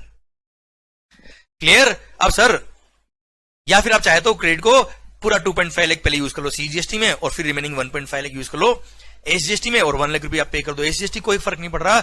जितना आईजीएसटी का क्रेडिट यूज किया सीजीएसटी और एसजीएसटी के लिए, उतना आईजीएसटी अकाउंट से पैसा निकाल के रेस्पेक्टिव अकाउंट में ट्रांसफर किया जाएगा। मींस 2 लाख रुपए, 2 लाख ईच आपने यूज किया सीजीएसटी और एसजीएसटी के लिए। तो सर ऐसे केस में क्या होगा, आईजीएसटी अकाउंट से 2 लाख रुपए निकाल के कहां ट्रांसफर करेंगे, सीजीएसटी अकाउंट में ट्रांसफर करेंगे एंड 2 लाख रुपए निकाल के सर राजस्थान स्टेट गवर्नमेंट के अकाउंट में ट्रांसफर करेंगे और 50,000 आपने ऑलरेडी पे कर दिया कैश कहां पर, रेस्पेक्टिव सीजीएसटी और एसजीएसटी के अकाउंट में। तो आप मुझे बताइए सीजीएसटी और एसजीएसटी अकाउंट में टोटल अमाउंट कितना आ गया? सर सीजीएसटी और एसजीएसटी के अकाउंट में 2.5 लाख ईच आ गया। अच्छा, राजस्थान के आर ने राजस्थान के जे को 2.5 लाख सीजीएसटी लिखा था, 2.5 लाख एसजीएसटी लिखा था, 2 लाख का आईजीएसटी क्रेडिट यूज किया रेस्पेक्टिवली और 50,000 उसने पे किया और टोटल फंड भी अब कितना रह गया? 2.5 लाख सीजीएसटी अकाउंट में, 2.5 लाख राजस्थान एसजीएसटी अकाउंट में। अब आप मुझे बताओ सर राजस्थान का जे जो था वो मानो था एंड कंज्यूमर, उसने वो गुड्स अपने पर्सनल यूज में काम ली, वो कोई बिजनेस के लिए यूज नहीं कर रहा। अब आप मुझे बताओ चेन खत्म, clear? He is the end consumer, आगे कोई क्रेडिट मिल नहीं रहा, आगे कोई क्रेडिट ले नहीं रहा, खत्म। अब आप मुझे बताओ रेवेन्यू किसके पास रह गई? 2.5 लाख, अल्टीमेटली इन गुड्स पे 5 लाख रुपए का टैक्स कलेक्ट हुआ। Out of that rupees 5 lakh, 2.5 lakh is given to the central government and 2.5 lakh is given to the state government. But which state government? Rajasthan state government. अच्छा, 50% सीजीएसटी का था सेंट्रल गवर्नमेंट का, वो तो गया, कोई दिक्कत नहीं, 50% सेंट्रल गवर्नमेंट को वैसे ही मिलना था। मेरा क्वेश्चन आपसे ये है जो रिमेनिंग 50% था एसजीएसटी वाला, वो कौन सी स्टेट गवर्नमेंट को मिला मेरे दोस्त? गुड्स मैन्युफैक्चर का हुआ महाराष्ट्र, उसको कुछ नहीं मिला, वहां से निकल के आईजीएसटी में गया था। गुड्स गया गुजरात में, उनको कुछ नहीं मिला। गुड्स गया कहां? राजस्थान में, जहां पे गुड्स कंज्यूम हुआ, जो गुड्स का अल्टीमेट डेस्टिनी था। क्लियर? तो सर न मिला महाराष्ट्र को, न मिला गुजरात को, रेवेन्यू ले गया राजस्थान को, रेवेन्यू पूरा मिल गया राजस्थान को। अब आप मुझे बताओ सर गुड्स मैन्युफैक्चर का हुआ महाराष्ट्र में, कहां से आया? महाराष्ट्र से गुजरात, गुजरात से राजस्थान। अल्टीमेटली गुड्स का डेस्टिनेशन क्या था? अल्टीमेटली गुड्स का कंजम्पशन का हुआ राजस्थान। क्लियर? अल्टीमेटली रेवेन्यू किसको मिली? राजस्थान स्टेट गवर्नमेंट को मिली। सर इसलिए जीएसटी को बोला जाता है डेस्टिनेशन बेस्ड कंजम्पशन टैक्स। क्या बोला जाता है भाई? Destination based consumption tax. अब सर इसलिए जैसे ही जीएसटी इंट्रोड्यूस हुआ, जीएसटी बेस्ड कंजम्पशन टैक्स बन गया। जितने भी कंज्यूमर बेस्ड स्टेट्स थे जहां पे कंज्यूमर का बेस ज्यादा था, उनके तो मजे हो गए सर, उनकी रेवेन्यू बढ़ गई। और जो मैन्युफैक्चरिंग बेस्ड स्टेट्स थे जहां मैन्युफैक्चरिंग ज्यादा होती थी, वहां के लोग मैन्युफैक्चरिंग बहुत ज्यादा कर रहे हैं सर, और गुड्स मैन्युफैक्चर होके कंज्यूम किसी और स्टेट में हो रहा है, तो टैक्स तो किसको मिल रहा है? कंज्यूमर बेस्ड स्टेट को मिल रहा है। मैन्युफैक्चरिंग बेस्ड स्टेट्स को तो रेवेन्यू नहीं मिल रहा। जबकि जब पहले वेट था, जब जीएसटी से पहले सर वेट सिस्टम था, तो उसमें इंटर स्टेट सेल पे स्टेट गवर्नमेंट को सीएसटी सेंट्रल सेल्स टैक्स मिलता था, एंड सीएसटी का जो पैसा था वो उसी रेस्पेक्टिव स्टेट गवर्नमेंट के पास रहता था जहां से गुड्स मैन्युफैक्चर हुआ है, जहां से गुड्स बाहर जा रहा है। और सर सीएसटी का क्रेडिट पहले परचेजर को नहीं मिलता था, बायर को नहीं मिलता था। इसलिए प्री जीएसटी रिजिम में मैन्युफैक्चरिंग बेस्ड स्टेट्स को रेवेन्यू का फायदा था, उनको पैसा ज्यादा मिलता था रेवेन्यू का, टैक्सेस का, सीएसटी की वजह से। पर सर किस्मत बदलते वक्त नहीं लगता, किस्मत बदलते वक्त नहीं लगता, इसलिए कभी भी घमंड नहीं करना चाहिए। अबे ओए, पॉइंट मेरा आपसे ये है कि सर जैसे ही जीएसटी आया, मैन्युफैक्चरिंग बेस्ड स्टेट्स की रेवेन्यू हो गई कम, कंज्यूमर बेस्ड स्टेट्स की रेवेन्यू हो गई बढ़ गई, मजा आ गया उनको। तो आप मुझे बताओ जब जीएसटी लाना है कि नहीं लाना है, ये जब डिस्कशन चल रहा था, तब सारी स्टेट गवर्नमेंट को ये बात तो पता है कि डेस्टिनेशन बेस्ड टैक्स होने वाला है, और जो कंज्यूमर बेस्ड स्टेट ज्यादा है उनको मजा आने वाला है, और मैन्युफैक्चरिंग स्टेट्स को नुकसान होने वाला है। तो जितने भी मैन्युफैक्चरिंग बेस्ड स्टेट्स थे उन सब ने बोल दिया हम तो जीएसटी के साथ नहीं है, we don't accept the GST. और आपको पता जब तक सारी स्टेट गवर्नमेंट जीएसटी एक्सेप्ट नहीं करेगी तब तक हिंदुस्तान में जीएसटी इंप्लीमेंट ना हो पाएगा। तो सर इस वजह से सारी स्टेट गवर्नमेंट जो मैन्युफैक्चरिंग बेस्ड स्टेट्स थे वो नाराज हो जाएंगे सर सरकार से, बोला हम तो जीएसटी नहीं लाने देंगे, हमारे को नुकसान हो रहा, हम क्यों लाने दें, हमको क्या फायदा है इसमें। इसलिए एक और नया एक्ट बनाना पड़ा, एक और नया एक्ट बनाना पड़ा। सर नाम रखा जीएसटी ब्रैकेट में compensation to states bracket close act 2017, GST compensation to states act 2017। एक नया एक्ट बनाना पड़ा सरकार को, और बोला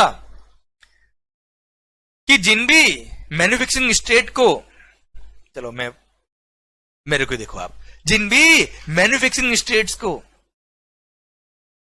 जीएसटी इंट्रोड्यूस होने के बाद अगर लॉस होता है, किसी भी स्टेट को अगर जीएसटी इंट्रोड्यूस होने के बाद रेवेन्यू का लॉस होता है, उनकी वेट की रेवेन्यू जो थी उसको कंपेयर करेंगे जीएसटी की रेवेन्यू से, अगर वो कम हुई तो जितना कम हुआ उसको हम कंपनसेट करेंगे। कंपनसेट करेंगे तो सर पैसा कहां से आएगा? तो सर कुछ गुड्स जो आप खाते हो ना बेटा, tobacco, cigarettes, pan masala, gutkha sir aerated waters and motor vehicles जो हम यूज करते हैं, सर इन पे एक एडिशनल टैक्स लगाया गया जिसका नाम था क्या? GST compensation cess. Through GST compensation to states act 2017, इस एक्ट के थ्रू जीएसटी कंपनसेशन सेस लगाया गया कुछ गुड्स में, और वो सेस का जो रेवेन्यू होगा वो एक सेपरेट अकाउंट में रखा जाएगा और उस फंड को हम डिस्ट्रीब्यूट करेंगे उन सब स्टेट गवर्नमेंट्स को जिनको लॉस हुआ जीएसटी इंट्रोड्यूस होने से। नो डाउट ये एक्ट हमारे कोर्स में नहीं, पर थोड़ा सा मैं आपको ब्रीफ दे देता हूं इसका। इसमें क्या किया, 2015-16 जो फाइनेंशियल ईयर था, 2015-16 जो फाइनेंशियल ईयर था, उसमें जो हर स्टेट गवर्नमेंट का वेट का रेवेन्यू था, सेल्स टैक्स का जो रेवेन्यू था, उसको एक बेस अमाउंट रख लिया गया कि this is the base revenue, कि इतना हर स्टेट गवर्नमेंट का वेट का रेवेन्यू है। अब सर अगले 5 साल तक हम हर साल देखेंगे कि आपका जीएसटी का, एसजीएसटी का रेवेन्यू कितना हुआ। अगर आपका एसजीएसटी का रेवेन्यू कम हो गया तो जितना अमाउंट कम हुआ उतना हम आपको कंपनसेट करेंगे उस फंड से, उतना अमाउंट उस रेस्पेक्टिव स्टेट गवर्नमेंट को दे दिया जाएगा। पर गवर्नमेंट ने बोला भाई इन्फ्लेशन कौन कंसिडर करेगा, सबकी सैलरी बढ़ती, सबकी रेवेन्यू बढ़ती, हमारा भी तो बढ़ना चाहिए। तो सर 14% एक रेवेन्यू इंक्रीजिंग फैक्टर रखा गया कि 2015-16 का एक बेस रेवेन्यू मान लो 1000 करोड़ था किसी एक स्टेट का, हर साल इसको 14% से मल्टीप्लाई करके इंक्रीज कर देंगे, फिर नेक्स्ट ईयर उसका 14% और बढ़ा देंगे, मतलब क्यूमुलेटिव बढ़ता जाएगा। एंड सर उस रेस्पेक्टिव ईयर की रेवेन्यू को कंपेयर करेंगे किससे? एसजीएसटी की रेवेन्यू से। अब एसजीएसटी का जो रेवेन्यू रहा होगा वो 14% ऐड करने के बाद जो रेवेन्यू बनता है, सर अगर ज्यादा था, अगर एसजीएसटी का एक्चुअल रेवेन्यू ज्यादा था तो कुछ नहीं करेंगे, ऐसा नहीं कि वापस ले लेंगे, ऐसा नहीं करेंगे। पर सर अगर कम था तो जितना कम था उतना जीएसटी कंपनसेशन सेस का जो फंड है उसमें से उतना अमाउंट उस रेस्पेक्टिव स्टेट गवर्नमेंट को ट्रांसफर कर दिया जाएगा। तो सर ये एक और एक्ट बनाया GST compensation to states act 2017। शायद पिक्चर आपको पूरी समझ में आ गई, क्लियर? तो सर जो लोग भी तंबाकू खाते हैं, सिगरेट पीते हैं, पान मसाला गुटखा खाते हैं, वो लोग तो जीएसटी इंप्लीमेंट करने में बहुत मदद करी उन लोगों ने, उनको तो बहुत बहुत धन्यवाद है। वो अपनी जान दांव पे लगा के उन स्टेट गवर्नमेंट को फंड दे रहे हैं जिनको जीएसटी आने के बाद लॉस हुआ है। सैल्यूट है आपके कमिटमेंट को, देश प्रेम के लिए आप इतना कुछ कर रहे हो, मजा आ गया। अबे हो टोबैको सिगरेट्स वगैरह नहीं लेने का कभी भी, ओके क्लियर माहौल। तो सरकार इस तरह से जीएसटी कंपनसेशन सेस एक्ट अलग से बन गया। और इंटर स्टेट सेल पे क्या लगता है, अभी हमने बात करी आईजीएसटी, तो एक आईजीएसटी एक्ट भी बनाया और एक और GST compensation to states act 2017 या एक और, ओके क्लियर। तो देखा जाए तो सर हम सोच रहे थे एक ही एक्ट आएगा, पर आए कितने एक्ट प्रैक्टिकली? एक सीजीएसटी एक्ट, 31 रेस्पेक्टिव स्टेट के एसजीएसटी एक्ट, एक यूटीजीएसटी एक्ट, एक आईजीएसटी एक्ट और एक GST compensation to states act. Total कितने हो गए भाई? 35 एक्ट्स हो गए to implement the GST. Total 35 act introduce हो गए साहब। आई होप बात आपको समझ में आ रही है, क्लियर। पर हाँ, as far as our syllabus is concerned, आपको 35 एक्ट देकर डरना नहीं है। हमारे सिलेबस की अगर हम बात करें तो हमारे सिलेबस में सीजीएसटी एक्ट आता है और आईजीएसटी एक्ट आता है बस। पर हाँ, जस्ट नॉलेज के लिए बता रहा हूं मैं आपको कि अगर आपने सीजीएसटी एक्ट पढ़ लिया, मतलब आपको हर स्टेट का एसजीएसटी एक्ट भी आता है, word to word section number सहित एब्सोल्युटली सेम बातें लिखी है। केवल 2-3 सेक्शन में कुछ फर्क था, वो भी ट्रांजिशनल प्रोविजन में था, वन टाइम काम था उनका, अब वो काम के नहीं है, क्लियर। केवल और केवल आपने अगर सीजीएसटी पढ़ लिया, मतलब सारे स्टेट गवर्नमेंट के सारे एक्ट पढ़ लिए, क्योंकि एब्सोल्युटली सेम, इसलिए तो कहा है वन नेशन वन टैक्स। और हाँ सरकार, वन नेशन वन टैक्स, क्योंकि सारे स्टेट गवर्नमेंट के जो एक्ट है वो एब्सोल्युटली सेम है जो सीजीएसटी एक्ट में लिखा। प्लस अगर हम यूनियन टेरिटरी की बात करें तो यूटीजीएसटी एक्ट जो एक्ट बना हुआ है सरकार, उसमें भी ये लिखा हुआ है कि सीजीएसटी के सारे प्रोविजंस यहां पे भी लगने वाले हैं, और बस एक चार्जिंग सेक्शन दे दिया यूनियन टेरिटरी के लिए बेटा, इसलिए वो भी पूरा सेम है। छोटा सा एक्ट है पर पढ़ने की जरूरत आपको बिल्कुल भी नहीं है। प्लस इंटर स्टेट सप्लाई पर, इंटर स्टेट सप्लाई पे क्या लगने वाला है, आईजीएसटी लगने वाला है। क्लियर? तो उसका चार्जिंग सेक्शन दिया आईजीएसटी एक्ट बना के, प्लस उसमें हम पढ़ेंगे जब तब बताऊंगा मैं आपको। प्लेस ऑफ सप्लाई को डिफाइन किया, बहुत अच्छे से डिफाइन किया, डिटेल में डिफाइन किया सर, और इंटरस्टेट से रिलेटेड 2-3 जो प्रोविजंस और वहां रिक्वायर्ड थे वो डिफाइन किया। बहुत बड़ा एक्ट नहीं है, केवल 25 सेक्शंस का एक एक्ट है आईजीएसटी एक्ट, वो हम पढ़ेंगे, हमारे सिलेबस में आएगा। क्लियर? और GST compensation to states act, ये हमारे सिलेबस में नहीं आता, पर उसका मोटा मोटी मैंने बातें आपको समझा दी है। क्लियर? तो अगर आपने एक सीजीएसटी एक्ट पढ़ लिया और एक आईजीएसटी एक्ट पढ़ लिया तो समझ लो लगभग सारे एक्ट आपको आ गए। इसलिए वन नेशन वन टैक्स, और हाँ वन मार्केट क्यों बोलते बताता हूं मैं आपको, क्योंकि पहले क्या था, हर स्टेट गवर्नमेंट के अलग अलग एक्ट थे, वेट लॉज, और वहां पे हर स्टेट गवर्नमेंट ने अपने अपने हिसाब से वेट की रेट लगाई हुई थी। पर अब जीएसटी आने के बाद जो सीजीएसटी की रेट है वही हर स्टेट की एसजीएसटी की रेट है। प्लस पहले इंटर स्टेट परचेज करने पे सीएसटी लगता था, सेंट्रल सेल्स टैक्स, जिसका परचेजर को, बायर को कोई इनपुट टैक्स क्रेडिट, कोई क्रेडिट नहीं मिलता था। अब इंटर स्टेट परचेज करने पे आईजीएसटी लगेगा और उसका पूरा क्रेडिट आपको मिलने वाला है। इसलिए पहले क्या होता था, दूसरे स्टेट से अगर परचेज करना तो पहले से हम सोच के रखते थे कि इतना जो सीएसटी लगने वाला उसका हमको क्रेडिट नहीं मिलने वाला, वो हमारी कॉस्ट बढ़ जाएगी, और अगर वही गुड्स हमारे स्टेट से परचेज करेंगे तो उसमें वेट लगेगा तो हमें क्रेडिट मिल जाएगा। तो इंटर स्टेट परचेज करने पे पहले गुड्स महंगा होता था, अभी नहीं होगा। अब आप अपने स्टेट से परचेज करो या किसी और स्टेट से परचेज करो, उस पर सीजीएसटी और एसजीएसटी पे करो या आईजीएसटी पे करो, अगर क्रेडिट मिलना है तो मिलेगा ही मिलेगा। इसलिए one nation one tax one market कहा जाता है इसको। क्लियर? आई होप आपको बात पूरी समझ में आई कि सर किस तरह से जीएसटी आया, क्यों जीएसटी आया, कितने एक्ट जीएसटी में बन गए, शायद पूरी बातें आपको समझ में आ गई। माहौल भारत माता की जय। तो सर ये था आपका इंट्रो रिगार्डिंग जीएसटी, किस तरह से जीएसटी आया। क्लियर? अब हम अगले लेक्चर से शुरू करेंगे जीएसटी एक्ट। क्लियर? तो सर जीएसटी के technical provisions will be beginning with the next session, next lecture. तो सर शायद आपको समझ में आया कि आखिर ये 10 का क्रेडिट क्यों मिला। ओके, एक और बात, डेली बेसिस पे हम लोग क्या करेंगे, जो भी मैंने यहाँ पे स्क्रीन पे लिखा है, please have a click of those slides after the end of the lecture. हम सारे जो स्लाइड्स है उसको एक फोटो खींच लेंगे, सो दैट आप अपनी वर्कबुक में, अपनी नोटबुक में आप उसको नोट कर पाए। क्लियर? और ड्यूरिंग द लेक्चर जब हम बात करें तब आप और मैं केवल बात करेंगे। क्लियर? आप मेरे को कंसंट्रेशन से सुनोगे सो दैट आपको सारे टॉपिक अच्छे से यहां समझ में आ जाए और टाइम आपका वेस्ट नहीं हो। ओके, तो चलो सर अभी मैं सबसे पहले शुरू करता हूं कि किन किन स्लाइड्स को आपको कॉपी करना है, जो भी मैंने लिखा है उसके रिगार्डिंग। सर सबसे पहला टैक्सेस सब्सिडी इन जीएसटी, ये तो आपको आपकी बुक में मिल जाएगा, कोई दिक्कत नहीं है। क्लियर? तो आपको ये कॉपी करने की जरूरत नहीं है। क्लियर? सर ये बड़ा इंपॉर्टेंट है, बहुत ही शानदार कॉन्सेप्ट है कि आखिर ये 10 का क्रेडिट क्यों मिला। क्लियर? आपको चाहिए तो सर आप अगर मेरे चेहरे से नफरत करते तो ये लो साहब, हट गए हम सामने से आपके, कर लो copy. Okay, you can have a click of this slide. आप प्लीज फोटो खींच लीजिए सो दैट आपका टाइम कम लगे क्लासेस में, और आप अपना पोर्शन जो है, ये जो मैं लिखवा रहा हूं, ये आप जरूर आफ्टर द लेक्चर इसको कॉपी जरूर करना बेटा नोटबुक में। माहौल, चलिए ये भी कॉपी कर लो, आपको ध्यान रहेगा बेटा।